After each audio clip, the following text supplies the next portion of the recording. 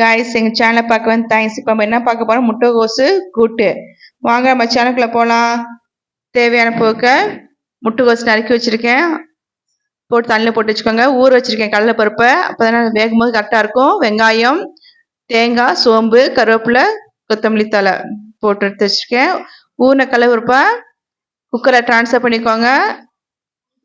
அப்புறம் நறுக்கின வச்ச முட்டைகோசு போட்டுக்கோங்க. மஞ்சள் போட்டுக்கோங்க.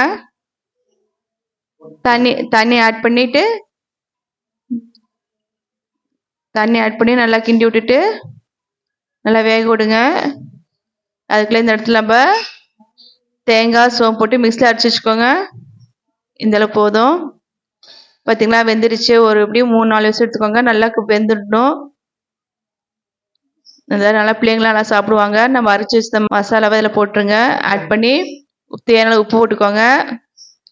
அப்புறம் நான் கரம் மசாலா ஆட் பண்ணியிருக்கேன், போட்டுக்கப்போ வாசம் டேஸ்ட் அதிகமாக இருக்கும். ஒரு பாத்திரத்தில் எண்ணெய் ஊற்றிக்கோங்க. கடுகு போட்டு வேணாலும் வெடிக்கட்டும்.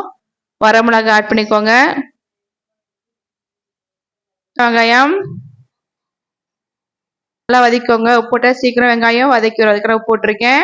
நம்ம முட்டைகோசு வேகிச்சோம் இல்லையா, அதில் போட்டு இதில் ட்ரான்ஸ்ஃபர் பண்ணிடுங்க. கொத்தமல்லி போட்டு கொஞ்சம் கொதிக்க விட்டு சுவையான முட்டைகோஸ் கூட்டு ரெடி. இது சாம்பார் சாதத்துக்கு நல்லாயிருக்கும். சுவையான முட்டைகோஸ் ரெடி. லைக் பண்ணுங்க, ஷேர் பண்ணுங்க, கமெண்ட் பண்ணுங்க, மறக்காம சப்ஸ்கிரைப் பண்ணுங்க. தேங்க்ஸ் ஃபார் வாட்சிங். நல்லா சாப்பிடுங்க, நல்லதே சாப்பிடுங்க.